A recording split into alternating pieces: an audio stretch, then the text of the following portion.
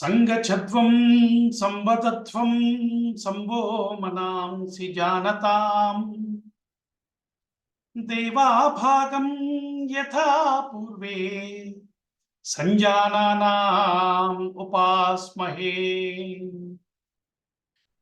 పెద్దలందరికీ నమస్కారం.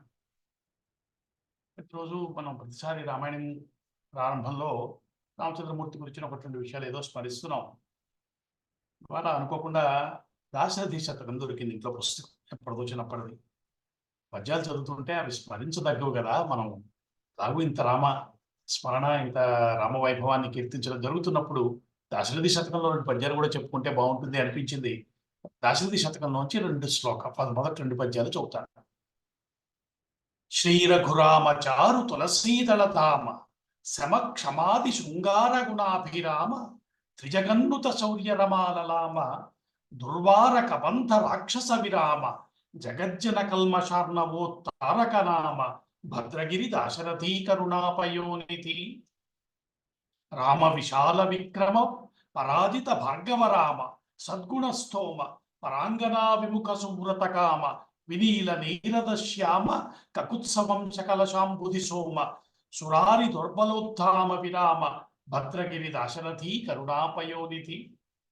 చిన్నప్పుడు చదువుకున్న పద్యాలు ఒకసారి రామాయణ సందర్భంగా ఇప్పుడు దాశరథి శతకంలో పద్యాలు చెప్పుకుంటే బాగుంటుంది అనిపించి చదివాను. ఈరోజు చిన్న దోషం వచ్చింది, పెద్దలు క్షమించరు. డాక్టర్ గారిని ఈరోజు వారి ప్రవచనాన్ని అనుగ్రహించవలసిందిగా కోరుతున్నాను.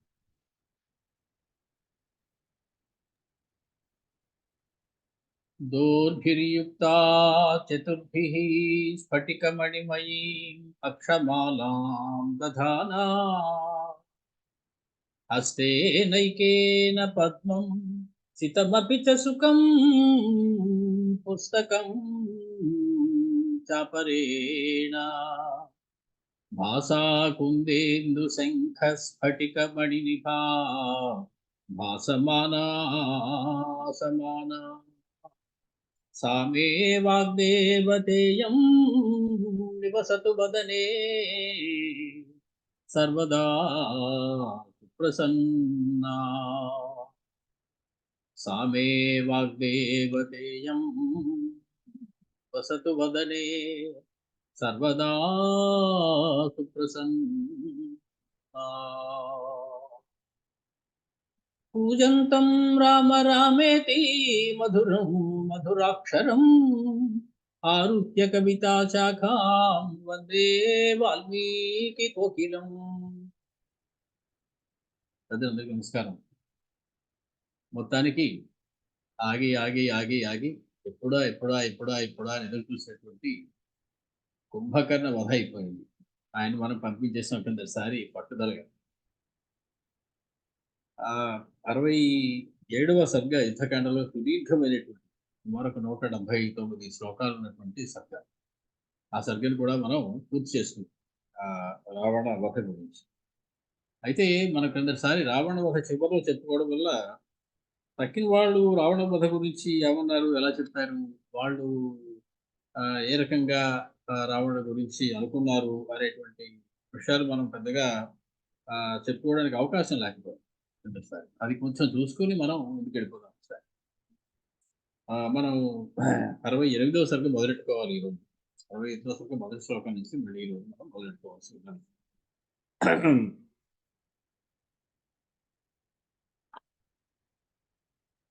రామచంద్రమూర్తి రావణాసురుని సంహరించినటువంటి విధానం గురించి ఇతర రామాయణంలో కొన్ని అందమైనటువంటి మాటలు కనపడలేదు. కుంభకర్ణుడు రామచంద్రుడు మొట్టమొదటిసారి చూసినప్పుడు రామచంద్రం తదా పశ్యత్ కుంభకర్ణో జగత్ప్రభుం మహాధనుర్ధరం ధీరం ప్రభామండలమధ్యగం సర్వాంగ సుందరం చిత్తాప్యాయకాకృతిం భక్తిరావిర్భవు అభూతస్య సర్వాంగం పులకావృతం చక్షుషో బాష్పముద్భూతం గద్గదశ్చ గళేరవః. రామభాగవతం అంటోంది, మొట్టమొదటిసారి కుంభకర్ణుడు రామచంద్రమూర్తి చూసినప్పుడు అతని యొక్క ప్రతిక్రియ ఎలా ఉన్నది, అతని మనసులో ఎలా భావన కలిగింది, అతనిలోని జీవుడు ఏ రకంగా స్పందించాడు అది చెప్తూ ఉన్నది. రామచంద్రం తదా పశ్యతు కుంభకర్ణ జగత్ప్రభుం. జగత్ప్రభు అయినటువంటి రామచంద్రుని చూశాడు కుంభకర్ణుడు. మహాధనుర్ధరం ధీరం ప్రభామండల మధ్యగం. సవితృమండలాంతర్వర్తి అయినటువంటి ఆదిత్య తేజస్సుతో కూడినటువంటి రామచంద్రమూర్తి కనిపించాడు.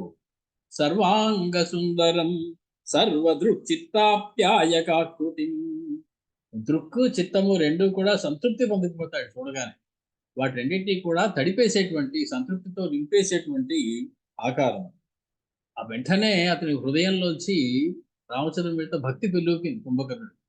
భక్తిరావిరభూతస్య సర్వాంగం పులకాకృతం. భక్తిలో కలిగేటువంటి ఆ రోమాంచము, బాష్పములు ఇవన్నీ కూడా అటువంటి నారద భక్తి సూత్రాల్లో చెప్పినటువంటి భక్తికితో కలిగేటువంటి ఇతర శరీరంలో కలిగేటువంటి మార్పులన్నీ కూడా కనబడుతున్నాయి. చక్షుషో బాష్పముద్భూతం. కళ్ళ నుంచి కన్నీరు కారింది. గద్గదశ్చ గడేరవ. గొంతు బొంగురు పోయిందట. వెంటనే ఏమనుకున్నట్టు కుంభకర్ణుడు, వెళ్ళి కాళ్ళ మీద పడిపోతే అయిపోతుంది కదా అనుకున్నాడు. కాళ్ళ మీద పడిపోతే ఏమిటి నష్టం, ఏమిటి దానివల్ల? రామచంద్రుడు క్షమించి చంపకుండా వదిలేస్తాడు. ఈ జన్మ అవ్వదు, మళ్ళీ జన్మ ఎత్తడానికి అవకాశం లేదు. ఇది త్వరగా ముగించుకుని కదా తర్వాత జన్మలోకి వెళ్ళిపోవలసినది.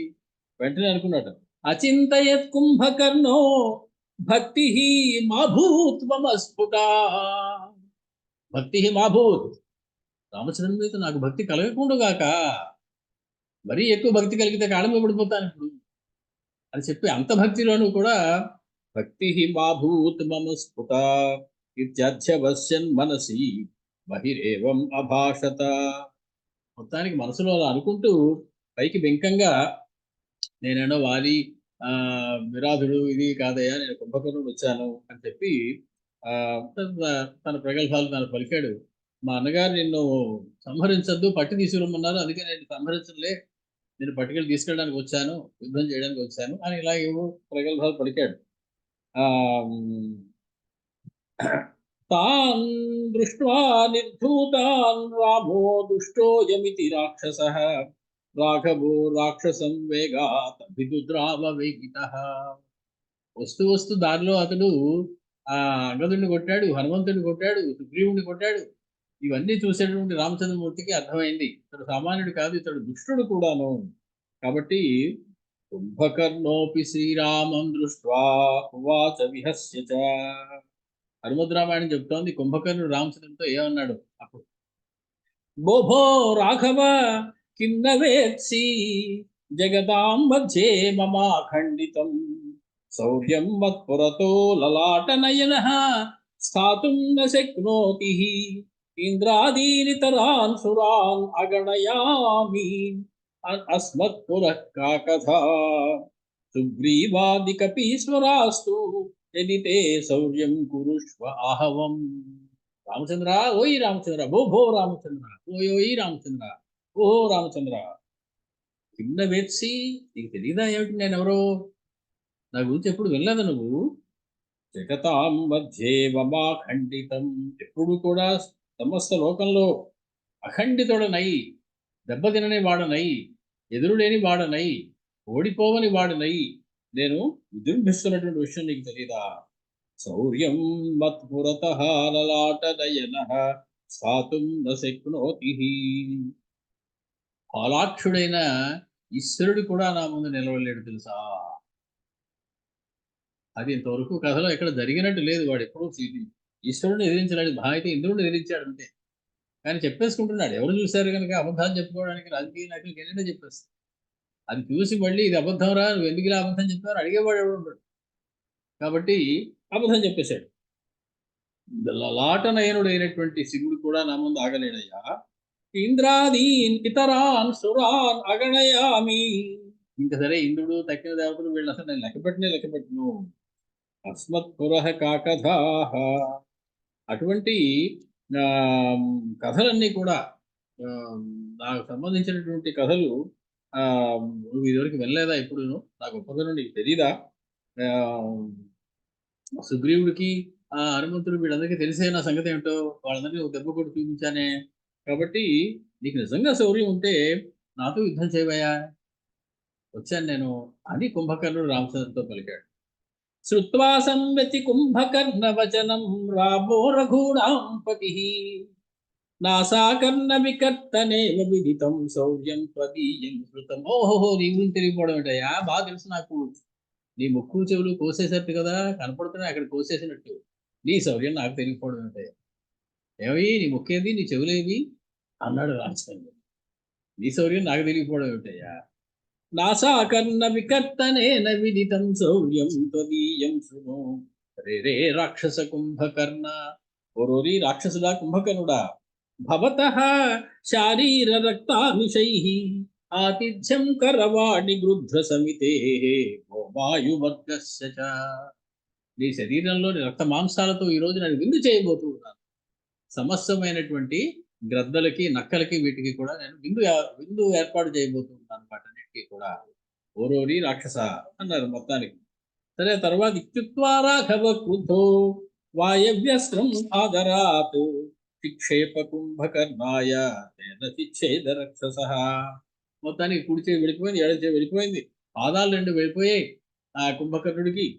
కుంభకర్ణ చిన్న హస్త సాలముద్యమ్య వేగతః సమరే హంతుం దుద్రావ తం అధాచ్చినత్ సాలేన సహితం వామహస్తం ఐంద్రేణ రాఘవః. వాయవ్యాస్త్రంతో కుడి భుజాన్ని తగ్గొట్టారు, ఐంద్రాస్త్రంతో ఎడమ భుజాన్ని కూడా తగ్గొట్టారు. అలా కూడా వస్తున్నటువంటి రెండు అర్ధచంద్రాకార బాణాలతోటి పాదాలు రెండింటిని కూడా ఆ ఆ, కొట్టేశారు రామచంద్రుడు. సరే, మొత్తానికి ఇలా ఉంటూ ఉంటే మహాభారతంలో కూడా రామాయణం ఉంది. రామాయణ కథ మహాభారతంలో కూడా చెప్పబడింది. అరణ్య పర్వంలో మహాభారత కథ ధర్మరాజుకి చెప్పడం జరుగుతుంది ఇందులో. అప్పుడు వాళ్ళు ఏం చెప్పారయ్యా అంటే, కుంభకర్ణుణ్ణి లక్ష్మణస్వామి సంహరించారయ్యా అని చెప్పేసి. ఇదేమిటండి, రామాయణంలో వాల్మీకి ఏమో రామచంద్రమూర్తి సంహరించారని రాస్తారా, అక్కడ భారతంలోనేమో లక్ష్మణస్వామి వారే కుంభకర్ణుని సంహరించేశారని రాస్తారా? ఇదేమన్నా బాగుందా అని వెంటనే మనకు అనిపిస్తుంది. కాకపోతే నన్ను మహాభారతే లక్ష్మణేన కుంభకర్ణో హతః ఇతి కథితం శ్రీమద్ రామాయణే తు రామేణ కుంభకర్ణః హతః ఇత్యుక్తం. కాబట్టి ఇది ఏది మేము నమ్మాలండి? ఇది సరి అయిందా, అది సరి అయిందా? ఇంతకీ కుంభకర్ణుని ఎవరు సంహరించారు, రాముడా లక్ష్మణుడా అనేటువంటి ప్రశ్నకి, అయ్యా ఇది రామాయణం ప్రతి కల్పంలోనూ జరుగుతుందండి, కల్పాంత భేదాలు ఉంటాయి. వాల్మీకి మహర్షి రాసినటువంటిది ఒక కల్పానికి సంబంధించినటువంటి రామాయణం. కల్పాలన్నీ పూర్తయిన తర్వాత ప్రళయం వచ్చినప్పుడు మళ్ళీ తాతా యథాపూర్వం అకల్పయత్, సృష్టిని మళ్ళీ యథాపూర్వం ఇదివరకు ఎలా ఉందో అలా చేసేస్తారట బ్రహ్మగారు, ప్రతిసారి అలా చేస్తారు.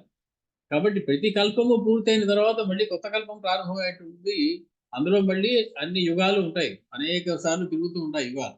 ఏది సత్యయుగం, త్రేతాయుగం, ద్వాపర యుగం, కలియుగం, మళ్ళీ అక్కడ మళ్ళీ ఇంకోసారి రామాయణం జరుగుతుంది. కాబట్టి ఇది అనేక కల్పాల్లో జరిగిన రామాయణాలు. మహాభారతంలో ఇంకో కల్పంలో చెప్పిన రామాయణం గురించి రాసి ఉండొచ్చు. కాబట్టి ఆ ఇది తప్పు అని అనడానికి వీల్లేదయ్యా. కాబట్టి లక్ష్మణస్వామి ఇంకొక కల్పంలో సంభవించి ఉండొచ్చు. స్థూలంగా కథ అలాగే ఉంటుంది, యథాపూర్వం అకల్పయత్. కాబట్టి కానీ చిన్న చిన్న కల్ప భేదాలు ఉంటాయి. కాబట్టి దాని ఎదురు ఏమి కంగారు పడకు సుమా అని చెప్పి పెద్దలు మనకి చెప్తారు. అలాగే అనర్ఘరాఘం అనేటువంటి ఒక నాటకం, అందులో కూడా లక్ష్మణుడికి ఆ ఇన్నాళ్ళు ఉన్నటువంటి లక్ష్మణస్వామి యుద్ధంలో బాగా పేరున్న వాడిని ఎవరు సంహరించారంటే ఒక ఇంద్రజిత్తు పేరు చెప్తారు. కానీ రామబాణ కుంభకర్ణులు ఇద్దరిని వహించడం కోసం వచ్చిన వీరిద్దరూ కదా, ఇద్దరు కూడా సాక్షాత్తు నారాయణ అవతారులే. కాబట్టి రావణాసురుడిని రాముని చేత, కుంభకర్ణుని లక్ష్మణుని చేత సంహరిస్తే బాగుంటుంది అన్నట్టుగా అనుకున్నారో ఏమో, లేదా ఆయన కూడా ఆ కల్పంలో తీసుకున్నారో ఏమో. ఆ మురారి అనేటువంటి ఆయన అనర్ఘరాఘవంలో లక్ష్మణుడే సంహరించాడు అని మాత్రం. మొత్తానికి వాల్మీకి మనకి శ్వేతవరాహ కల్పంలో జరిగినటువంటి రామకథను వర్ణించారు. ఆ కల్పంలో రామచంద్రమూర్తియే కుంభకర్ణుడు సంహరించాడు అని చెప్పడంలో మనకేమీ సందేహం అక్కర్లేదు. మొత్తానికి ఇలాగా ఇతర రామాయణకారులు అనేక మంది రకరకాలుగా రామకథను చెప్పినప్పటికీ కూడా మనకి ఆంధ్ర వాల్మీకి వాసుదాస్ గారిని ఒక ఆయన ఉన్నారు. ఆయన వాల్మీకి రామాయణ యథాతథంగా అనువదించినటువంటి మహానుభావుడు. వారు కూడా కొన్ని అందమైనటువంటి పద్యాలు అందించారు. సమ్ముఖమే గుదేర రఘుచంద్రముడిట్లను రాక్షసేంద్ర రారమ్ము విషాదమందకము రాముడనేను ఇది చాపము నిసిద్ధముగనున్నవాడను ఎటదారెద వింక ముహూర్త మాత్రను నంబు ముఖాలు విందుగను నర్చదరార్చదని ప్రతాపము.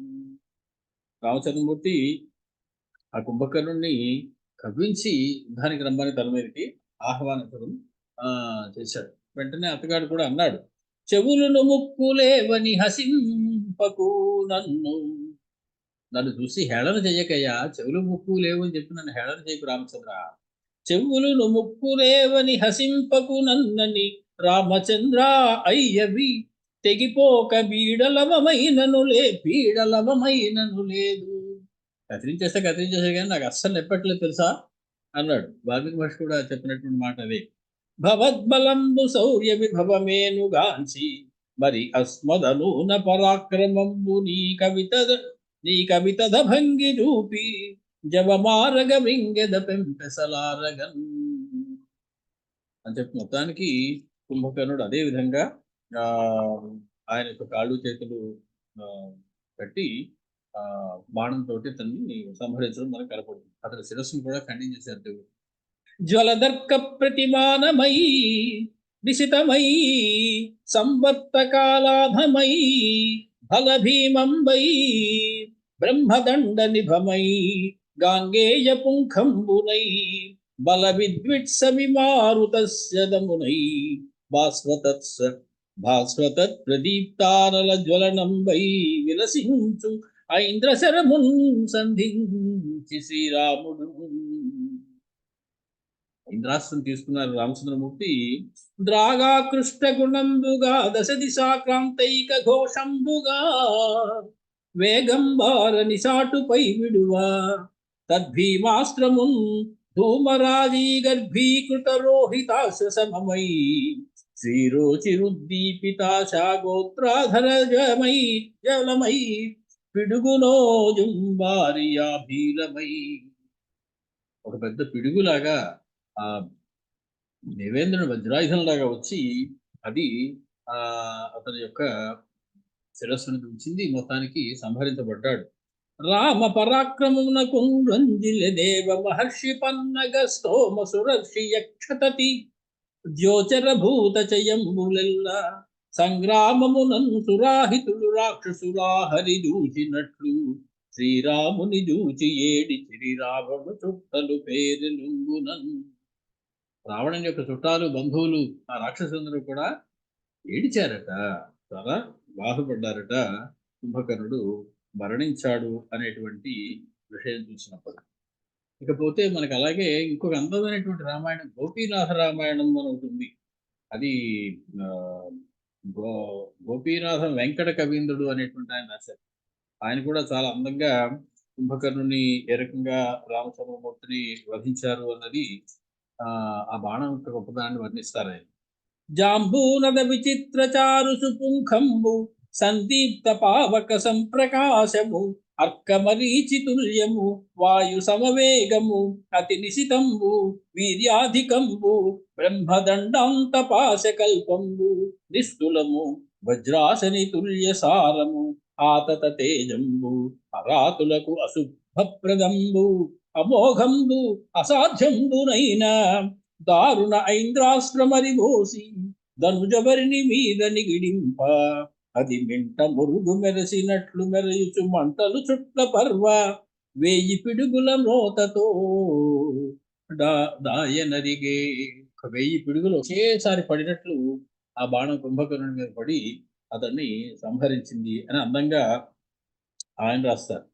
మొత్తానికి ఇంకొక అందమైనటువంటి మన తెలుగు రామాయణంలో భాస్కర రామాయణం ఉంటుంది. అది కూడా చాలా అద్భుతమైనటువంటి పద్యకావ్యం మనకి భాస్కర రామాయణం అనేటువంటి.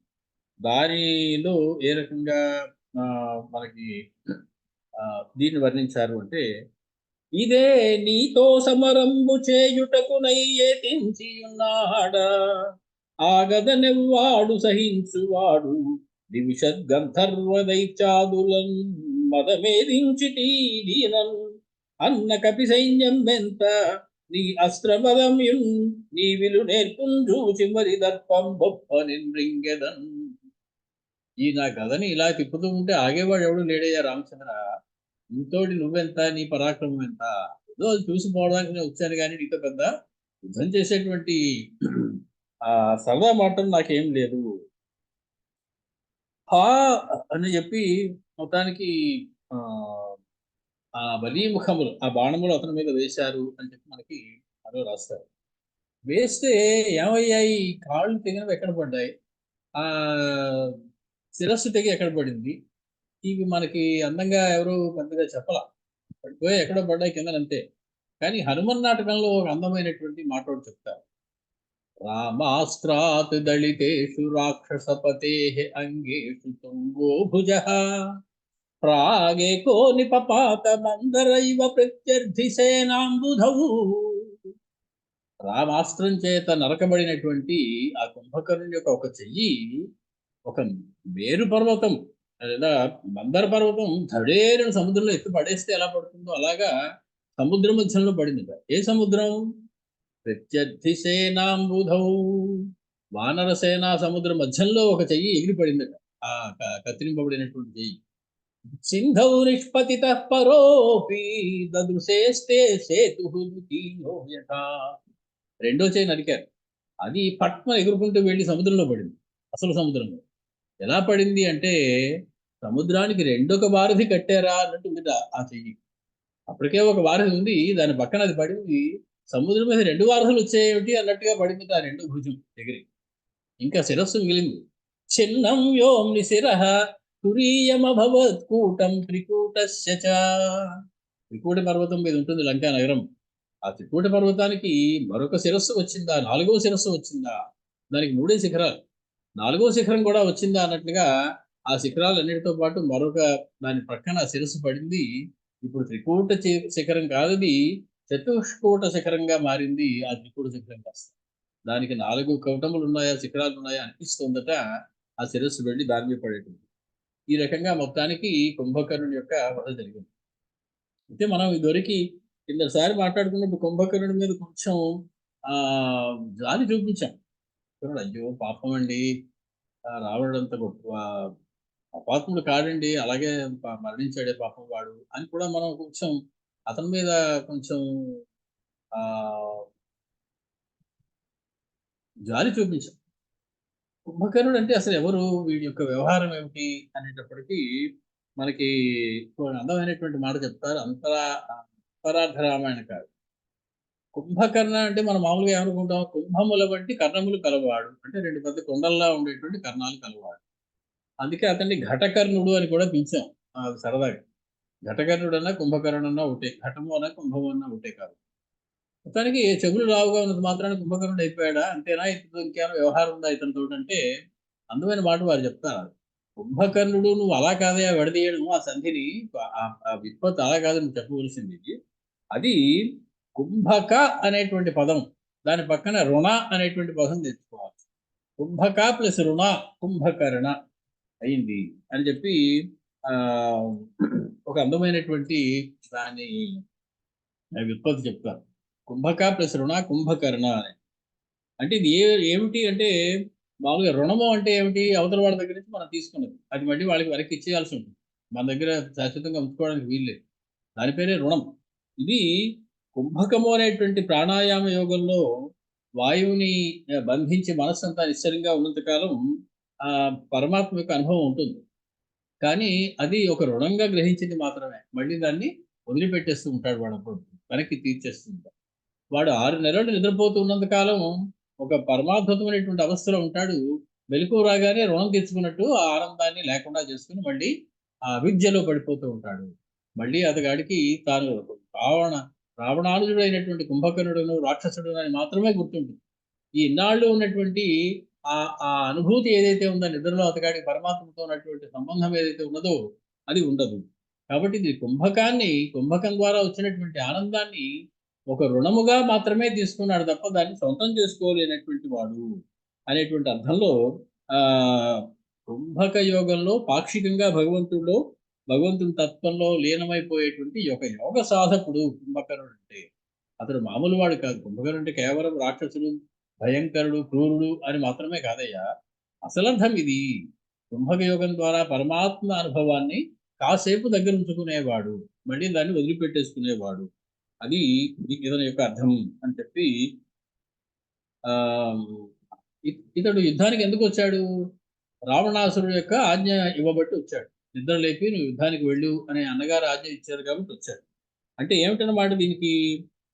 కుంభక యోగాన్ని విడిచిపెట్టి ఉన్న స్థితిలో, అజ్ఞానంతో ఉన్నటువంటి స్థితిలో దశేంద్రియాలకి అధీనుడైపోయి ఉంటాడు ఇతడు.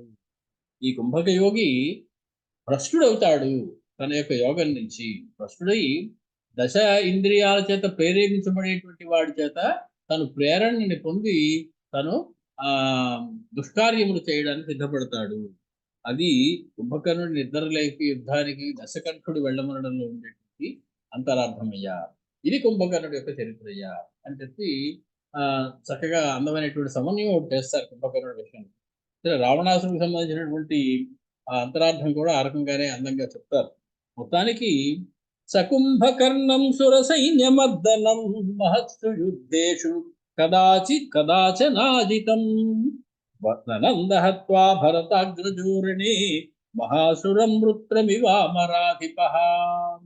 దేవేంద్రుడు వృత్రాసురుని సంహరించినప్పుడు ఎంత ఆనందాన్ని పొందాడో, ఎలా ఆనందాన్ని పొందాడో ఆ రకంగా సురసైన్యమర్దనుడు అయినటువంటి ఆ కుంభకర్ణుని మహాయుద్ధంలో కదాచన అనాజితం, ఎప్పుడు కూడా ఎవరి చేత ఓడింపబడని కుంభకర్ణుడిని తాను ఓడించి తాను సంహరించి రామచంద్రమూర్తి ననంద ఆనందించారు, సంతోషపడ్డారు. వెంటనే ఇప్పుడు కుంభకర్ణ వధ అయిపోయింది. రావణాసుడు అక్కడ అంతఃపురంలో వేచి ఉన్నాడు. ఏహనో ఇప్పుడు వస్తారు చారులు, రావణాసుడు సంహరించారు లేదా బందీగా తీసుకొస్తున్నారు కుంభకర్ణులు అనేటువంటి వార్త చెప్తారు. అనుకుని ఆనందంగా ఉన్నాడు తన అంతఃపురంలో రావణాసుడు. కుంభకర్ణం హతం దృష్ట్వా రాఘవేణ మహాత్మనా రాక్షసేంద్రాయ రావణాయ నివేదయన్. మహాత్ముడైనటువంటి రామచంద్రమూర్తి చేత కుంభకర్ణుడు చంపబడ్డాడు అనేటువంటి విషయాన్ని చూసినటువంటి రాక్షసులు కొందరు పరుగున అంతఃపురంలోకి వచ్చారు. ఈ విషయాన్ని రావణాసుడి కోసం తెలపడం కోసం వచ్చారు. రాజన్ వాళ్ళు రావణాసుడితో చెప్తూ ఉన్నారు. రాజన్ సకాల సంకాశ సంయుక్త కాలకర్మణ విద్రావ్య వానరీం సేనాం భక్షయిత్వా చ వానరాన్.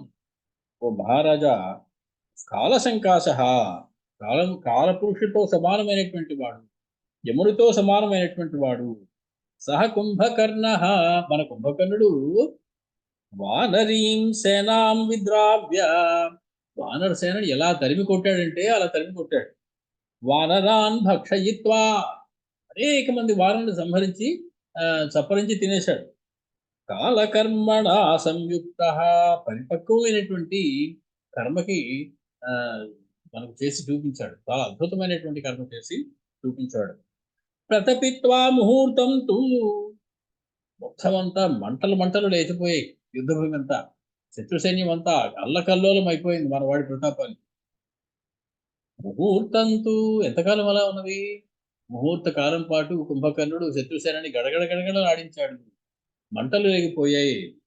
ప్రశాంత రామ తేజస, ఆ కుంభకర్ణుడు అనేటువంటి అగ్ని రామ తేజస్సు చేత ప్రశాంతతని పొందింది, ఆరిపోయింది, మరణించాడు. కాయేనార్ధ ప్రవిష్టేన సముద్రం భీమదర్శనం నికృత్తనాసాకర్ణేన విక్షరద్రుధిరేణ చ వృద్ధ్వా ద్వారం శరీరేణ లంకాయాః పర్వతోత్తమః కుంభకర్ణః తవ భ్రాతా కాకుత్స్థశరపీడితః లగండభూతో వికృతో దావదగ్ధ ఇవ ద్రుమః. మహారాజా, ఏం చెప్పమంటావయ్యా?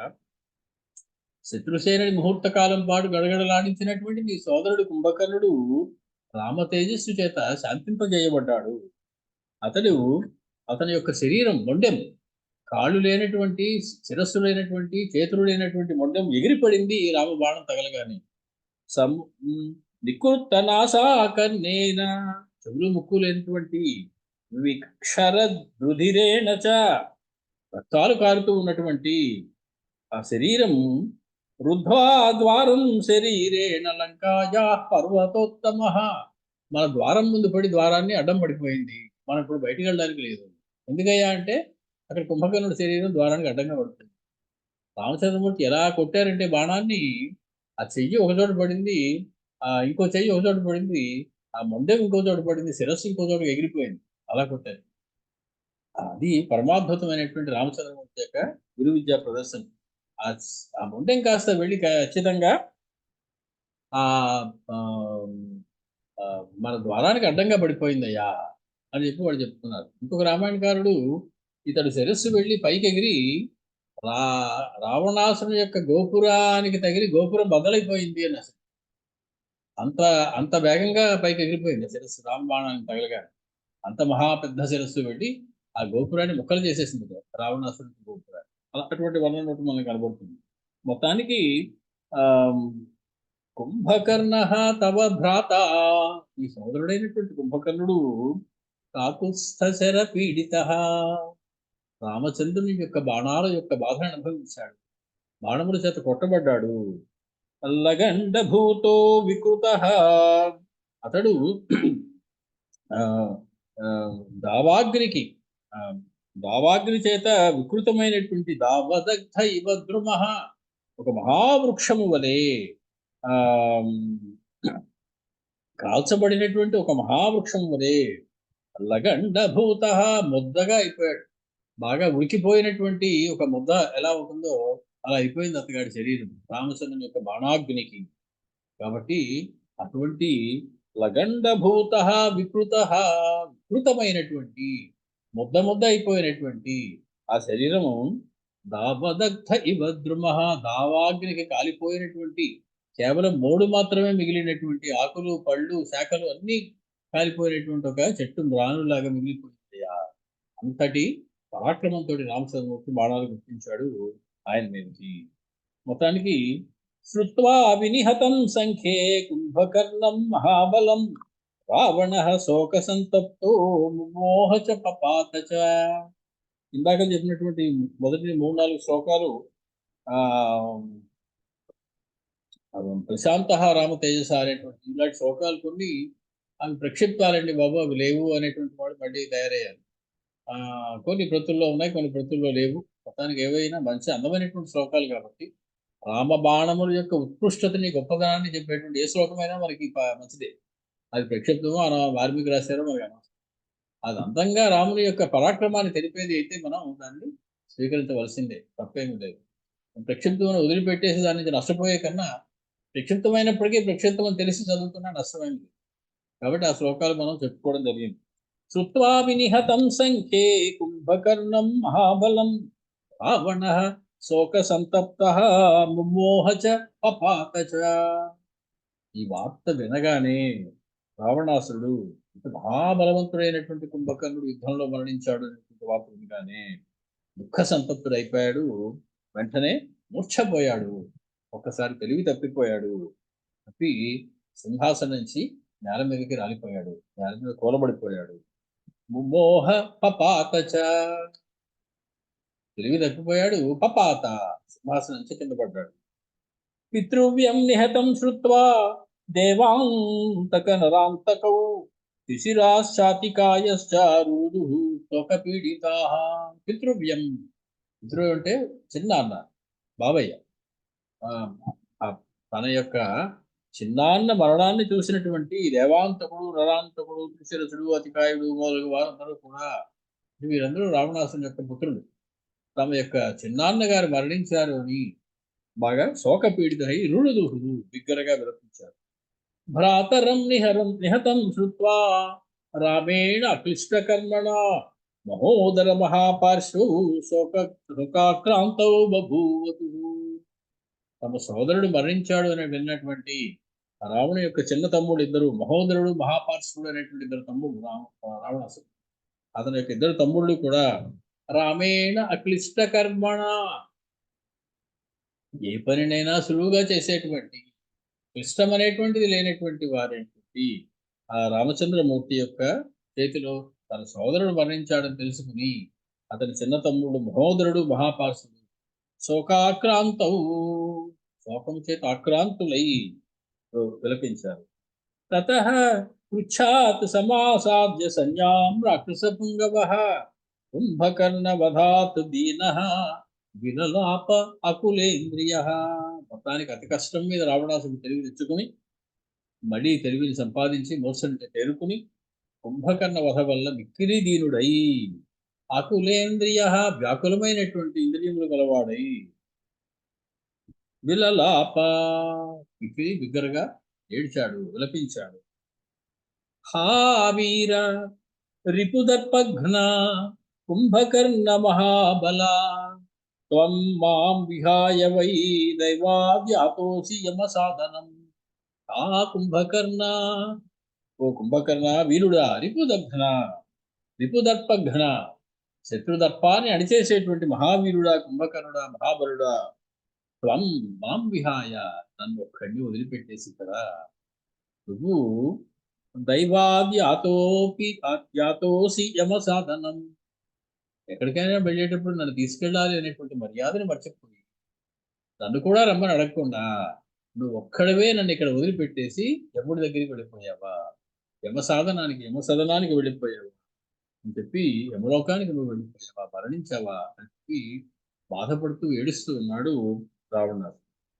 మమ శల్యమనుధృత్య బాంధవానాం మహాబల శత్రు సైన్యం ప్రతాప్యైకః త్వమాం సంత్యజ్య గచ్చసి. నువ్వు శత్రు సైన్యానంతటినీ కూడా అంతగా హింసించి అంతగా బాధలు పెట్టి ప్రతాపాన్ని నువ్వు చూపించి త్వమాం సంత్యజ్య గచ్చసి, ఎక్కడికి వెళ్ళిపోతున్నావు నువ్వు, ఎక్కడికి వెళ్ళిపోయావు? శత్రు సైన్యాన్ని బాధించి నా దగ్గరికి వచ్చి విజయవార్తను చెప్పవలసిన వాడు నువ్వు శత్రు సైన్యాన్ని బాధించి గెలిచినంత పని చేసి నువ్వు మాం సంత్యజ్య గచ్చసి, గచ్చసి, ఎక్కడికి వెళ్ళిపోయావయ్యా, నాతో చెప్పకుండా ఎక్కడికి పారిపోయావు అని చెప్పి రావణాసురుడు తన సోదరుని యొక్క మరణం గురించి వివరిస్తున్నాడు. ఇదానీం ఖల్వహం నాస్మి యస్య మే దక్షిణో భుజః పతితః యం సమాశ్రిత్య న బిభేమి సురాసురాత్.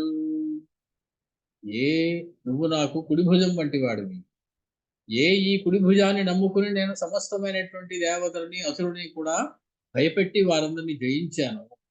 ఆ కుడి భుజం ఈనాడు తెగిపోయింది నాకు. అంటే నువ్వు నాకు నీ కుడి భుజాన్ని ఆశ్రయించుకుని నేను సురాసురులందరినీ కూడా జయించాను. వాళ్ళందరూ నన్ను చూసి దేని వల్ల భయపడేవారు. అటువంటి నాకు కుడి భుజమైనటువంటి నువ్వు మరణించడం వల్ల ఇప్పుడు వాళ్ళెవరూ నన్ను లెక్క చేయరు, సురాసురులు ఎవరు. ఎందుకంటే నిన్ను చూసి భయపడేవారి గురికి. కుంభకర్ణుడు లేచాడంటే మన పని ఇంతే. ఇప్పుడు నా కుడి భుజమైనటువంటి నువ్వు లేకపోయిన తర్వాత ఇదానీం ఖలు అహం నాస్మి, ఇంకా నేనున్నా లేనట్టే, నేను ఉన్నప్పటికీ కూడా వ్యర్థమే అది. కాబట్టి నువ్వు నన్ను విడిచిపెట్టి వెళ్ళిపోయావా. కథమేవం విధో వీరో దేవదానవదర్పః కాలాగ్ని ప్రతిమః హి అద్య రాఘవేణ రణే హతః. అసలు ఎలాగ రామచంద్రమూర్తిని సంహరించారో నాకు ఆశ్చర్యంగా ఉంది. నువ్వు దేవదానవదర్పః, దేవతలని దానములని గడగడలాడించిన వాడివి, వారి యొక్క గర్వాన్ని అణిచివేసినటువంటి వాడివి. అటువంటి వాడికి నిన్ను ఒక క్షుద్రుడైనటువంటి సామాన్యుడైనటువంటి మానవుడు వచ్చి నిన్ను సంహరించడం. దేవతలే నిన్ను సంహరించలేదు, మహారాక్షసులే దానవులే నిన్ను సంహరించలేదు.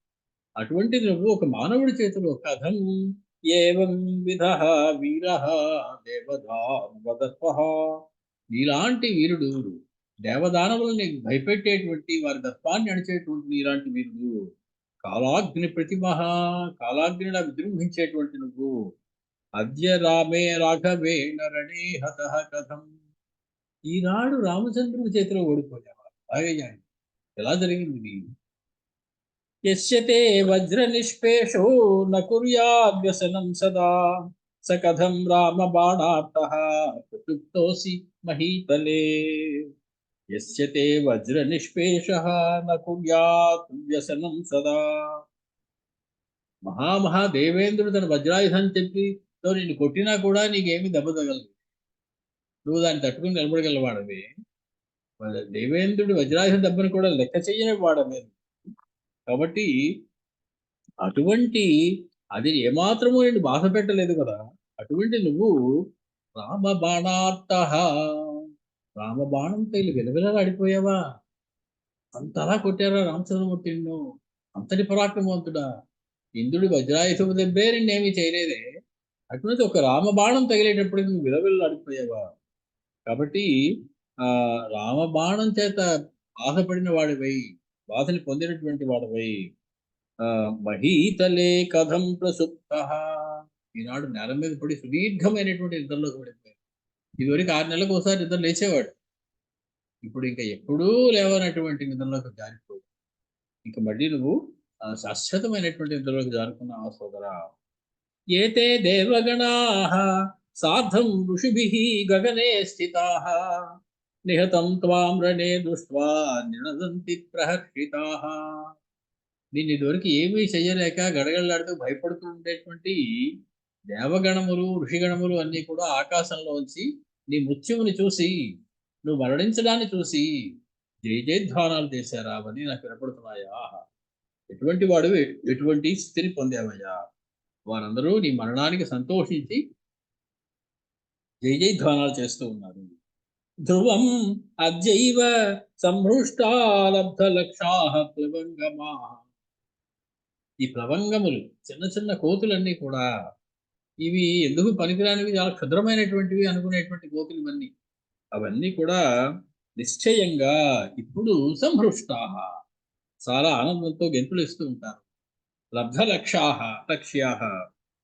వాళ్ళ యొక్క లక్ష్యము నెరవేరింది, వాళ్ళు పొందబడినటువంటి లక్ష్యం కలవారయ్యారు. వాళ్ళందరూ కూడా తమ లక్ష్యాన్ని సాధించి జయధ్వానాలు చేస్తూ ఆనందిస్తూ ఉన్నారు. ఆరోక్ష్యంతీహ దుర్గాణి లంకా ద్వారాణి సదృశః. ఇంకా వాళ్ళకి అడ్డు లేదు ఇప్పుడు, గబగబగబగా వాళ్ళు మన దుర్గాల మీదకి ఎక్కేస్తారు, మన ప్రాకారాల మీదకి ఎక్కేసి లంకలోకి జొరబడిపోతారు, మన నగరాన్ని ఇప్పుడు ఆక్రమించబోతూ ఉన్నారు.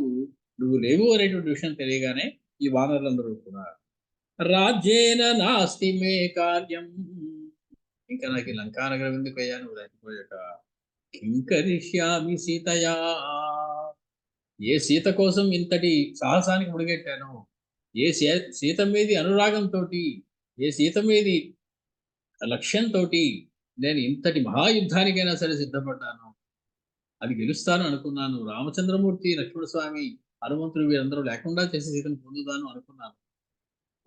నువ్వే లేకపోయాక కుంభకర్ణ నాకు ఈ రాజ్యం ఎందుకు, ఇంకా సీత ఎందుకు? కుంభకర్ణ విహీనస్య జీవితే నాస్తి మే మతిః. నాకు ఇంకా ఏమాత్రము కూడా జీవించాలి అనేటువంటి కోరిక లేదు, ఆశ లేదు, దాని మీద ఇచ్చ లేదు, దాని మీద నాకు బుద్ధి కలగటం లేదు.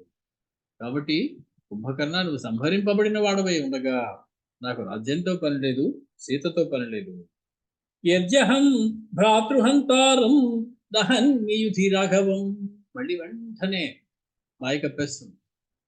నువ్వు లేకపోయాక నాకు సీత ఎందుకు, రాజ్యం ఎందుకు అన్నవాడు వెంటనే అంటున్నాడు, యజ్జహం భ్రాతృహంతారం దహన్మియుధి రాఘవం. నా సోదరుణ్ణి సంహరించినటువంటి రామచంద్రమూర్తిని నేను యుద్ధంలో సంహరించేదాకా నను మే మరణం శ్రేయః నచేదం యథ జీవితం. నాకు అతడిని గనుక యుద్ధంలో నేను సంహరించకపోయినట్లయితే నేను మరణించడమే మంచిది. అతన్ని సంహరించకుండా జీవించి ఉండడం కన్నా మరణాన్ని పొందడానికే నేను ఇష్టాన్ని పొందుతాను. అంటే ఇప్పుడు రామచంద్రమూర్తిని సంహరించడమో నేను మరణించడమో, ఇప్పుడు రెండే రెండు ఉన్నాయి నా ముందు. కాబట్టి వ్యర్థముగా నేను రామచంద్రమూర్తి మీద నా యొక్క ప్రతీకారం తీర్చుకోకుండా నేను సంహరించినందుకు వ్యర్థుడిగా జీవించి ఉండడం నా వల్ల కాదు. నేను వెళ్ళి వెంటనే రామచంద్రమూర్తిని సంహరించవలసి ఉంది. అద్యైవ తం గమిష్యామి దేశం యత్రానుజో మమ నహి భ్రాతృన్ సముత్సృజ్య క్షణం జీవితుముత్సహే. నా సోదరుడు అయినటువంటి నువ్వు ఎక్కడున్నావో నేను కూడా అక్కడికే వస్తున్నాను. నువ్వు ఎక్కడున్నావో చెప్పు, నేను కూడా అక్కడికే వస్తాను. నీ దగ్గరికి రావాలనేటువంటి కోరిక ఉంది, నిన్ను విడిచి నేను ఉండలేను. సోదరుని విడిచి క్షణకాలమైన జీవించడం నాకు ఇష్టం ఉండదు. అద్యైవ తం గమిష్యామి దేశం యత్ర అనుజః మమ. నా అనుజుడైనటువంటి కుంభకర్ణుడు ఎక్కడున్నాడో నేను కూడా అక్కడికే వెళ్తాను. నహి భ్రాతృం సముత్సృజ్య క్షణం జీవితుముత్సహే.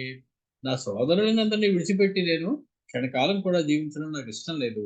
వారందరినీ వదిలి నేను ఉండను. దేవా హిమాం హసిష్యంతి.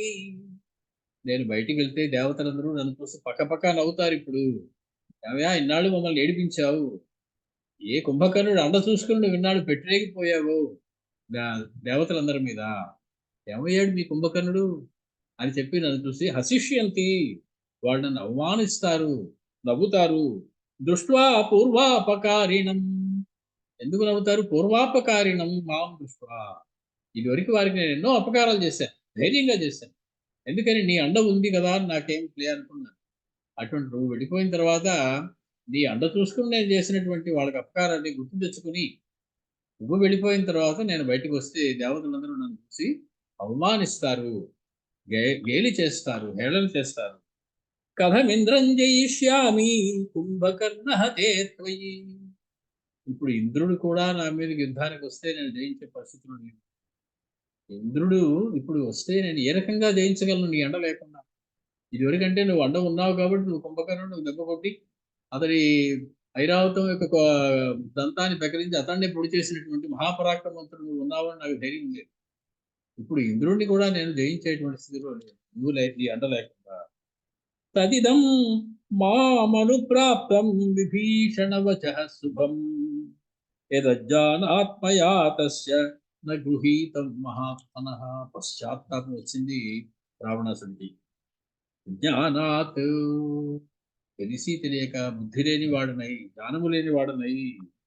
మహాత్మనః తస్య విభీషణస్య, మహాత్ముడైనటువంటి నా సోదరుడైనటువంటి ఆ విభీషణుడి యొక్క యత్ మయా న గృహీతం, అతను చెప్పినటువంటి మాట ఏదైతే నేను వినలేదో. అన్నా, రామచంద్రుడు అంటే ఏమనుకున్నావు? సీతమ్మని మర్యాదపూర్వకంగా అప్పచెప్పు, సాలంకృతంగా సీతమ్మని తీసుకెళ్లి రామచంద్రుడికి అప్పచెప్పు, అతని శరణ కోరు. అదొకటే మన రాక్షస జాతికి నువ్వు చేయగలిగేటువంటి ఉపకారం. రాక్షస జాతిని నువ్వు రక్షించుకోవాలన్న అదొకటే ఉపకారం అని చిలక్కి చెప్పినట్టు చెప్పాడే విభీషణుడు. అజ్ఞానంతో నేనాడు వినలేదు.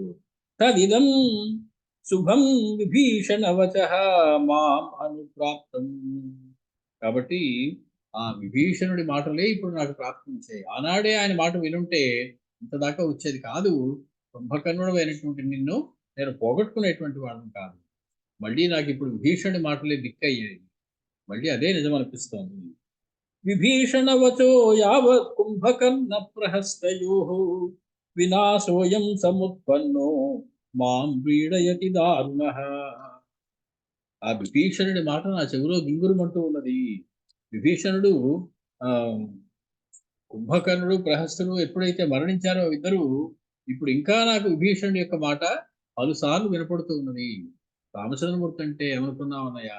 శరణను, సీతమ్మను అప్పచెప్పు. సీతారామాయ ప్రదీయతాం. ఎన్నిసార్లు చెవిని కిల్లు కట్టుకుని పోని చెప్పాడు విభీషణుడు. ఒక్కనాడు నేను వినలేకపోయాను. మళ్ళీ ఆ మాటలే నా చెవుల్లో గింగురుమంటూ ఉన్నాయి. తస్యాయం కర్మణ ప్రాప్తో విపాకో మమ సుఖదః. ఇప్పుడు నా కర్మలన్నీ పరిపక్వానికి వస్తున్నట్టుగా అనిపిస్తూ ఉన్నదిగా. యన్మయా ధార్మికః శ్రీమాన్ స నిరస్తో విభీషణః.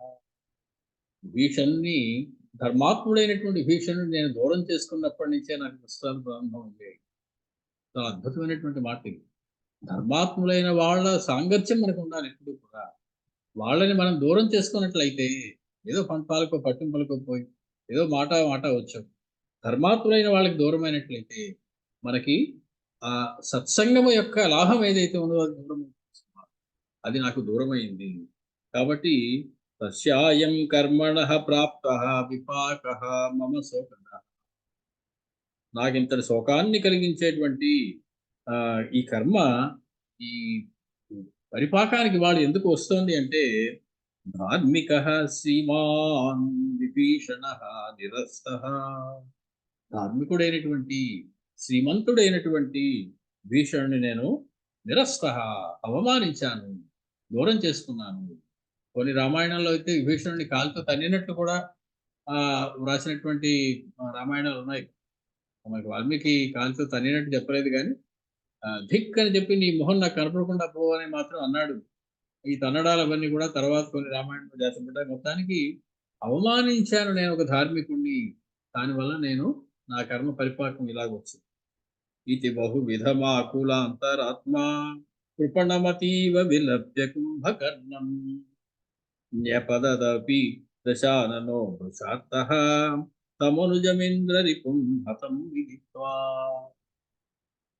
ఇంద్రరిపుం అనుజం హతం విదిత్వా. ఇంద్రుడికి శత్రువు అయినటువంటి తన సోదరుడైనటువంటి కుంభకర్ణుడు మరణించాడైనటువంటి మాట విని ఇది ఈ విధంగా బహువిధం అనేక రకాలుగా ఆకులాంతరాత్మ మిక్కిలి వ్యాకులమైనటువంటి మనసు గలవాడై కృపణం అతీవ విలప్య, కృపణం దీనుడై చాలా దయనీయమైనటువంటి స్థితిలో ఉన్నటువంటి వాడై న్యపతదపి దశాననః వృషాత్తః మిక్కిలి ఆర్తితోటి విలపించి దుఃఖార్తుడై మూర్ఛతోటి మళ్ళీ నేల మీద పడ్డాడు కుంభకర్ణుడు. రావణాసురుడు తన అనుజుడైనటువంటి కుంభకర్ణుని యొక్క మరణ వార్తని విన్నట్టు వాడే. ఇదే విషయాన్ని మనకి విశ్వనాథ్ గారు అందమైనటువంటి భాషలో చెప్తారు. కుంభకర్ణుడి యొక్క ఈ శిరస్సు ఎగిరి పడడం అవన్నీ కూడా ఇతను ఖండించినటువంటి ఆ శిరస్సు పైకి ఎగిరి రావణాసుడి అంతఃపురం యొక్క గోపురానికి తగిలి రావణాసుడి కాళ్ళ దగ్గర పడింది. ఆ గోపురానికి చిల్లుపడి ఆ గోపురానికి కింద పడింది. రావణాసుడి సింహాసనం ముందు పడింది కుంభకర్ణుడి యొక్క తల. అంటే ఆ నాటకీయత, ఆ భావ స్ఫోరకమైనటువంటి ఆలోచనలు ఎలా ఉంటాయి. పడిన శిరసునుగాంచి రావణుడు జీవ సహజ దుఃఖం మురాక పెల్చన విషణ్ణతయను పొందక నిశ్చేష్టుడై విగాహితాత్మ మాత్ర చైతన్యుడై అట్ల నిలచే. గౌరమని ఏడుస్తాడేమో అనుకున్నాం మనం మామూలుగా. సోదరుని యొక్క శిరస్సు కాళ్ళ దగ్గర పడగానే చూసినటువంటి రావణాసుడు వికసచిపోయిన వాడై, మాట రాని వాడై, నిశ్చేష్టుడై సహజ దుఃఖం మురాక మొద్దుమారిపోయింది మనస్సు అంతా. ఏడవాలని కూడా అనిపించలేనంతటి ఒక స్థితిలోకి వెళ్ళిపోయాడు, ఒక ఆఘాతానికి లోనయ్యాడు. రాఘవుండును బుద్ధిపూర్వకముగాక కుంభకర్ణుని తల హేమ కుంభ సహిత మన్మహాసౌధ శిఖరంబు మరుగద్రోసే ఇచట పడునట్లుగా అది ఎట్లు త్రోచే. ఎంతో మంది యుద్ధాలు చేయడం చూశాను, ఎంతో మంది తలలు బాణాలతో నరకడం చూశాను నేను. ఇదేమి రామచంద్రుడు అయ్యా బాబు, ఆ శిరస్సుని ఖండించి అంత వేగంగా అది వెళ్ళి నా గోపురానికి తగిలి దానికి కన్నం పడి గోపురం పగిలిపోయి పగిలిపోయిందే తగిలింది, అది గాడి పెద్ద శిరస్సు సరే తగిలింది, కానీ అది ఖచ్చితంగా వచ్చి నా పాదాల ముందు పడేలాగా కొట్టాడు. ఏమి రామచంద్రుడు అయ్యా, ఏమి విలువిద్య. ఆహా, అది కదా రామచంద్రుడు యొక్క జగదేక ధానుష్కుడు అంటే ఆయన కదా అనుకుంటూ ఉన్నాడు. రాఘవుండును ఇది కావాలని చేసి ఉంటాడు, బుద్ధిపూర్వకంగా చేయకపోతే ఇంత యాక్యురేట్గా ఇంత కరెక్ట్గా ఖచ్చితంగా నా పాదాల దగ్గర పడేలా చేయడం అయ్యేటువంటి వ్యవహారం కాదు. రాఘవుండును బుద్ధిపూర్వకముగా కుంభకర్ణుని తల హేమ కుంభ సహిత మన్మహాసౌధ శిఖరంబు మరుగ దృచే ఇచట పడునట్లుగా అది ఎట్టు వేసే. ఇలా పడేలాగా అతను ఏ రకంగా చూశాడయ్యా. అమ్ముననిదేని నోనరుక అయ్యది ఇష్టము వచ్చినట్టి దేశమునందు పోయి పడు. మామూలుగా బాణంతో ఏదైనా కొట్టి వేస్తే అది ఎటు వెళ్తుందో తెలియదు, చెప్పలేం. ఆ తగిలిన యొక్క ఆ ట్యాంజెంట్ బట్టి, ఆ యాంగిల్ని బట్టి అది ఎటైనా పడచ్చు. ఒకటి ఏదైనా ఖండించినట్టయితే బాణంతో అది ఖచ్చితంగా అటే వెళ్ళి పడుతుంది అనేటువంటి నిర్ధారణ లేదే. అమ్మునదేని నోనరుక అయ్యది ఇష్టము వచ్చిన ఎట్టి దేశమునయందు పోయి పడు. చక్కగా ఈ తలం యథేచ్ఛముగా పడ్డదా. యథేచ్ఛగా మామూలుగా బై యాక్సిడెంట్ ఇక్కడ పడిందేమో, అమ్మవారు ఇక్కడ వేద్దామని అనుకుని ఉండరు పాపం. ఏదో మామూలుగా కొట్టి ఎక్కడైనా పడచ్చు కదా. అది యాదృచ్ఛికంగా నా పాదాల దగ్గర పడి ఉందా. మరియు చాప కళాగతమో విశేషమో, ఏదో వేసి ఎక్కడికో కొడితే అది యాదృచ్ఛికంగా నా పాదాల ముందు పడిందా, లేక ఇది రామచంద్రుని యొక్క ధనుష్ కళా పారీణమా, నైపుణ్యమా, కావాలని బుద్ధిపూర్వకంగా నా పాదాల దగ్గర పడేలాగా ఆ శిరస్సుని ఆయన కొట్టాడా. ఇమ్ముగ చాప విద్యయును నెట్టిది ఉండుటయంచు ఎట్లగు. అసలు ఇలాంటి చాప విద్య ఒకటి ఉంటుందనే నాకు తెలియదు. ఎన్నో యుద్ధాలు చేశాను కానీ ఇంత నిశితంగా చక్కగా బాణం వేసి తలని ఎగరగొట్టి ఆ తల ఎక్కడ పడాలో కూడా నువ్వే నిర్ణయించి అక్కడ పడేలాగా కొట్టేటువంటి జగదేక ధానుష్కుని యొక్క విద్య అది. ఇటువంటి ఉంటుందని నేను ఎప్పుడు వినలేదే. ఇతని భుజాయుగంబు మరి ఇతని కంఠము పాదయుగ్మము సితశరమెంత వేగియును చిన్నము చేయద వేలు సంవత్సరాలు క్షితిది వికృతి కార్యము చేయగజాలడు ఎవ్వడు క్రియాతతి నియమంబు నిశ్చితము దాటినది పని అబ్బురంబుగా. All natural laws of physics అవన్నీ కూడా దాటిపోయి వాటన్నిటిని కూడా అతిక్రమించి ఏం బాణం వేస్తారు. నేను ఇంతవరకు చూసినటువంటి సమస్త శాస్త్రాలలో ఎక్కడా కూడా ఒక శిరస్సుని ఖండించి అది ఇలాగ ఫలానా చోట పడేలాగా వేయడం అనేటువంటి వ్యవహారం చూడండి. మనకి మళ్ళీ భారతంలో కనపడుతుంది ఇదే విద్య. తర్వాత ఆ జయద్రథుడి యొక్క శిరస్సుని అర్జునుడు ఎలాగ వేశాడని. మొత్తానికి ఇతని భుజములు పాదాలు కత్తిరించేసింది అంటే ఎంత వేగంతో వేసి ఉండాలి, ఎంత వాడి అయినటువంటి బాణాన్ని వేసి ఉండాలి. అది వేల కొద్ది సంవత్సరాలు ఎంతమందో ప్రయత్నాలు చేశారు, దానికి ఇంచక కూడా అపకారం చేయలేకపోయారు. ఎన్ని దెబ్బలైనా తట్టుకొని నిలిచింది, వజ్రాయుధం కూడా దెబ్బని ఆగుంది. అది అటువంటి శరీరం కుంభకర్ణుడి యొక్క శరీరం. వాటిని చిన్నం చేశాడు అంటే ఇట్టి కార్యమును చేయగజాలడెవ్వడు, ఎవడు కూడా ఇటువంటి పని ఇంతవరకు చేయలేదే. క్రియాతతి నియమంబు నిశ్చితము దాటినది, సమస్తమైనటువంటి శాస్త్ర నియమాలు దాటిపోయాయి. లాస్ ఆఫ్ మూమెంట్ అవన్నీ కూడా పరిహరించి వాటన్ని కాలద్రోసి ప్రకృతి నియమాలకు వ్యతిరేకంగా పనిచేసిందా అన్నట్టుగా అది ఖచ్చితంగా వచ్చి నా పాదాల దగ్గర పడేలాగా పెట్టాడయ్యా. కొనియా వేల్పుల తామసంబైన శక్తులు పుల్చురస్త్రంబులన్ కనరన్ శైవము వైష్ణవంబైన అస్త్రవ్రాతము ఈ దృక్క్రియాచరణమౌ పట్టుగ పారమేశ్వర మహాసత్వ ప్రధానంబులై అనయంబున్ పెరజీవులందిది అసాధ్యం వెంట యోజించినన్. మహాశివభక్తుడు రావణాసురుడు. శైవమా వైష్ణవమా ఈ తేజస్సు, శైవమైనటువంటి విద్యయా ఇది వైష్ణవమైనటువంటి విద్యయా, ఎలా ఆలోచించినప్పటికీ కూడా ఈ రకంగా బాణం వేసే కుంభకర్ణుడంతటి వాడిని సంహరించడం, అతని శిరస్సుని ఇలాగింత దూరం వెళ్ళేలాగా పట్టుకునేటువంటి ఊహించను కూడా లేకపోతున్నాను నేను. నెక్కొని గాధిరాక్షుతుడు నేర్పెను వీనికి చెట్ట మంత్రములు. అసలు ఇదంతా విశ్వామిత్రుడు చేశాడు.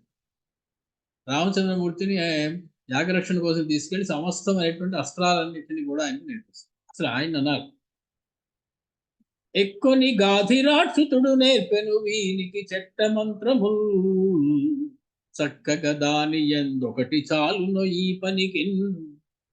చాలా దగ్గర మహర్షి చెప్పినవే 64-65 పేర్లు ఉన్నటువంటి అస్త్రాలు, అన్ని పేర్లు చెప్పారు ఆయన మహర్షి.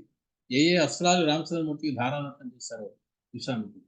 వృషాసురుడి దగ్గర ఉన్నటువంటి విద్యలు అవన్నీ కూడా తన దగ్గర వచ్చాయి. ఎప్పుడైతే తాటక సంహారం చేశారో రామచంద్రమూర్తి భుజబలంతో, తాటక సంహరించేదాకా ఒక అస్త్రాన్ని ఇవ్వలేదు విశ్వామిత్ర మహర్షి. తాటకని ముందు చూపించారు. రామచంద్రాన్ని బాహుబలంతో తాటకని సంహరించబోయా, అంతకు ముందే అస్త్రం ఇచ్చుంటే గొడవలు అయిపోయాయి, తాటకని సులువుగా సంహరించేసేవారే. ఇంత చిన్న కుమారుడే, పూర్ణ షోడశ వర్షుడే, మహాతాటక అక్కడ విజృంభించి మీదకు వస్తూ ఉంటే దాన్ని సంహరించగలడు లేడు అని అనుమానం రావాలి కదా.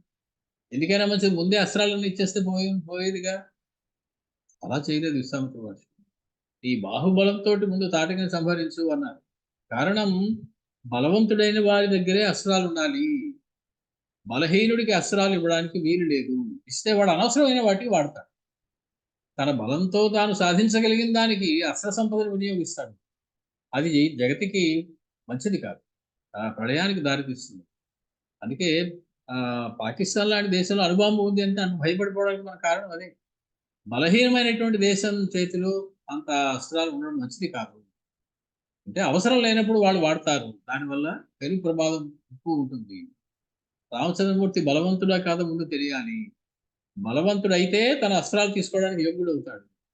తన అస్త్రాలు ఇస్తే సీతమ్మను రక్షించుకునేటువంటి సామర్థ్యం వస్తుంది. అప్పుడు సీతమ్మని ఇచ్చి పెళ్లి చేయాలి. రేపు గబుక్కుని అవేమి ఇవ్వకుండా సీతమ్మని ఇచ్చి పెళ్లి చేసేస్తే సీతమ్మని ఎత్తుకుపోతే ఎవరైనా నా ఒక అస్త్రం లేదండి నా దగ్గర చెప్పి పంపించాడు కూడా దశరథుడు. మా వాడు ఇంకా అస్త్రశస్త్రాలు ఏమి నేర్చుకోలేదయ్యా, అప్పుడు తీసుకెళ్ళకయ్యా బాబు, వదిలిపెట్టేవయ్యా. అటువంటి పని చేసినటువంటి వాడు విశ్వామిత్రుడు. కాబట్టి విశ్వామిత్రుడిని దెప్పి పొడుస్తున్నాడు.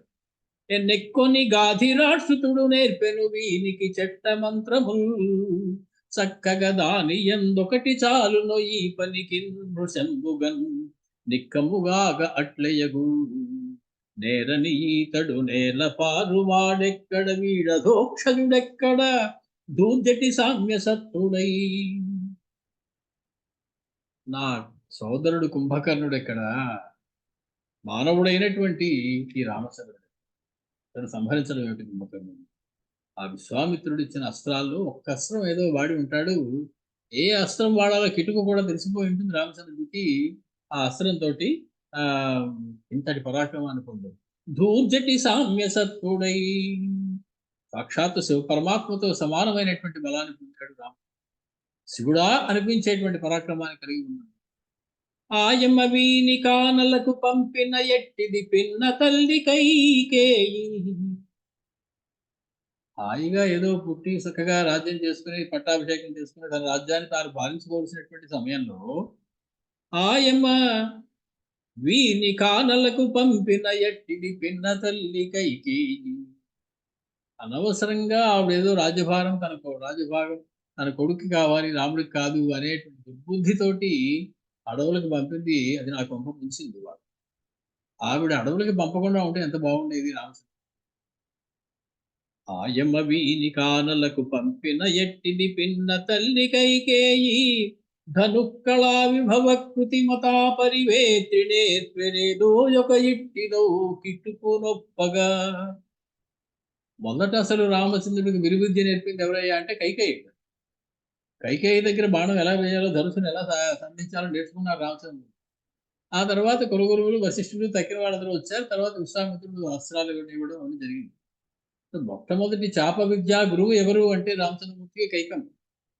కాబట్టి ఆవిడ ఇతడికి ధనుక్కళా విభవ కృతిమత పరివేత్రి, ధనుక్కళలో బాగా నిష్ణాతురాలైనటువంటి ఆ కైకేయి నేర్పేనేదో ఒక ఇట్టిదో కిటుకు, ఏదో ఒక కిటుకు నేర్పింది ఆ చిన్నతనంలోనే రామచంద్రమూర్తికి. ఒప్పగ పండిత లోక వంచనాధీయుతి ఈతడే హరివధించును నన్నను భ్రాంతి కల్గగన్. ఇతడే నన్ను వధిస్తాడేమో అని భయం వేస్తోంది నాకు. ఆ భ్రాంతి ఒకటి కలుగుతూ ఉన్నది. ఏదో కిటుకు నేర్పేసింది ఆ చాప కళా పారీణ అయినటువంటి కైకేయి బాగా చిన్నతనంలోనే. కాబట్టి ఆ ఆ కిటుకులు ఉపయోగించి కుంభకర్ణుడు సంహరించాడు. ఈతడే హరివధించును నన్నను భ్రాంతి కల్గగన్. ఇతడే శ్రీహరి ఏమో, ఇతడే విష్ణువేమో, ఇతడే నన్ను వధించడానికి వచ్చినటువంటి శ్రీమన్నారాయణుడేమో. ఇది విడి కుంభకర్ణు వధించుట ఎంతయు సంశయంబులేనిది జగు అయిన వాని మరణించుటయున్ వ్యతిరేక లక్షణం బొదిగినదైనా ఆ సరసిజోద్భవు మాటను లేద శైవ చాపదళన శక్తిమంతుడవు బాల్యమునంద భరింక చెట్టియే. ఎలా భరించి ఉంటాడు అంటే చాలా బాల్యంలో శివుడి విల్లు పుట్టుకొని విడిచేసట్టు. అప్పుడే నాకు అనుమానం రావాల్సింది. మహాద్భుతమైనటువంటి అంత పెద్దదైనటువంటి శివుని ధనుస్సు కొన్ని వందల మంది లాక్కొస్తే గానీ తీసుకురాలేదు, ఎవరు పైకి ఎత్తలేకపోయారు కూడా. అటువంటి దాన్ని సంస్పృశామిహ పాణినా, ఒకసారి చెయ్యేసి ముట్టుకోనండి అని ఎంతో వినయంగా గౌరవంగా అడిగి పుట్టుక కరగొట్టేశాడు. అటువంటి రామచంద్రుడు అప్పుడే నేను అనుమానించవలసింది ఇతడు ఎవడో మామూలు వాడు కాదు అనేటువంటి విషయాన్ని. కాబట్టి నా మహాయనంబు నలిన ప్రసూతి ప్రదత్త మగు ధైర్యదాయి మగుచు తమ్ముడగుచు దుఃఖయదాయి నగుచును చేతులారనిట్లు చేసుకొంటి. నువ్వు నా నా వైపు ఉన్నావు అనుకుని ధైర్యంగా ఉండేవాడిని, అటువంటి వాడిని నేను యుద్ధానికి పంపించి నువ్వు నాకు దుఃఖాన్ని కలిగించాలా నేనే చేసుకున్నానయ్యా. చేతులార ఇట్లు చేసుకొంటి. ఇదంతా నేను చేసుకున్నదే, కావాలని నేను చేసుకున్నట్టుగా ఉంది ఇదంతా అని చెప్పి బాధపడుతున్నాడు. వాయువు ఇంద్రుడా అది సురవర్గము వేణిని గెల్వలేరో, శుద్ధేయములౌచు వారను అధిదేవతలైచను నట్టి అస్త్రముల్ మాయురే వాని నెప్పదిగి మాయగ చేయను కల్గును. అద్భుతమైన ఆలోచన వచ్చింది. రామచంద్రుని బట్టి ఏం వేశారు? వాయవ్యాస్త్రం వేశారు, ఐంద్రాస్త్రం వేశారు. ఇంద్రుడు, వాయువు వీళ్ళందరూ కూడా దిక్పాలు. ఈ దిక్పాలులందరినీ తాను చెరబట్టాడు, వాళ్ళందరినీ ఎప్పుడో గెలిచేశాడు. వాళ్ళు దిక్పాలు ఎవ్వరూ ఏమీ చేయలేనటువంటి నా సోదరుణ్ణి దిక్పాలుల పేరున్న అస్త్రాలు వచ్చి చంపేసయ్యా. చాలా విచిత్రంగా ఉంది. ఏ అస్త్రం అయితే ఇంద్రాస్త్రం అని పేరుంది, ఐంద్రాస్త్రము, ఆ ఇంద్రుడు నాకు ఊడిగం చేస్తున్నాడు. నన్ను గెలవలేకపోయాడు, కుంభకర్ణుడు గెలవలేకపోయాడు. ఇంద్రాస్త్రం మాత్రం అతన్ని సంహరించింది, అతన్ని ఇబ్బంది పెట్టింది. కాబట్టి వాయువు ఇంద్రుడా అది సురవర్గము వేణిని గెల్వలేరు, తుధ్యేయములవుచు వారలు అధిదేవతలై చరునట్టి అస్త్రముల్ మాయురే వాని నెప్పదిగి మాయగ చేయను గల్గును. నేను వాళ్ళని బంధించడం కాదు, వాళ్ళ అస్త్రాలను కూడా నేను తీసేసుకోవాల్సింది, వాటిని కూడా మాయ చేసి నేను కట్టిపెట్టేవలసింది, ఎవరు వాడకుండా చేయవలసింది. మరి కాయము వాడు వారి అధికారము రెండును రెండే అయినట్లు. కాబట్టి నేను ఆ అస్త్రాల మీద అధికారాన్ని నేను సాధించలేకపోయాను. వాళ్ళు నన్ను ఏం చేస్తారు, నేను వాళ్ళని బంధించాను కానీ వాళ్ళ పేరున్న అస్త్రాలను నేను సంపాదించుకోలేకపోయాను. అవన్నీ కూడా ఆ చిన్నప్పుడు కైక నేర్పింది ఆ గాధితుడైనటువంటి విశ్వామిత్రుడు నేర్పేశాడు అని అనుకుంటూ ఉన్నాడు. బ్రహ్మ తాతయ్యని బ్రహ్మాస్త్రము తాతకానేరదా. ఇతడు బ్రహ్మ యొక్క మనముడు అనేటువంటి ఉద్దేశంతో బ్రహ్మాస్త్రం ఏమీ చేయలేదు కుంభకర్ణ. అయ్యో కుంభకర్ణ, నీవు శస్త్రాస్త్రములు రెంటికి అబద్ధుండవు అనుకుంటున్నావు తప్ప, నువ్వు శస్త్రాస్త్రములు రెండింటి చేత చంపబడవేమో అనుకున్నారు రా వెర్రివాడిని, కూడా మరణించావా అని చెప్పి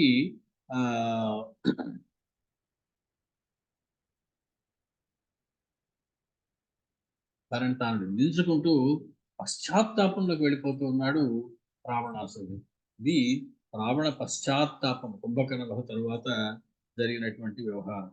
ఈ రకంగా రామచంద్రమూర్తి వేసినటువంటి బాణానికి కుంభకర్ణుడు మరణించగానే కుంభకర్ణుడు పశ్చాత్తాపాన్ని పొందడం మనం చూస్తాం. ఆ తర్వాత మనం 69వ సర్గలోకి మనం ప్రవేశించవలసి ఉంటుంది. యుద్ధకాండలో ఇంకా రావణుని యొక్క పుత్రుడు వీళ్ళందరూ రావడం, అంగదుడు వీళ్ళందరూ కూడా వాళ్ళందరినీ సంహరించడం, వాళ్ళు కూడా మరణించిన తర్వాత ఒక్కసారి ఇంకా ఇంద్రజిత్తుని పంపితే కానీ వీలు లేదు అని చెప్పి ఇంద్రజిత్తుని ఒక మహా హోమం ఒకటి చేసి వెళ్ళమని చెప్పి రావణాసుని పంపడం, ఇవన్నీ మనం చూడవలసి ఉన్నది. మనం మళ్ళీ బుధవారం నాడు కలుసుకున్నప్పుడు 69వ సర్గలోకి మనం ప్రవేశించగలుగుతాం. ఇవాళ 68వ సర్గ మనం పూర్తి చేసుకున్నాం.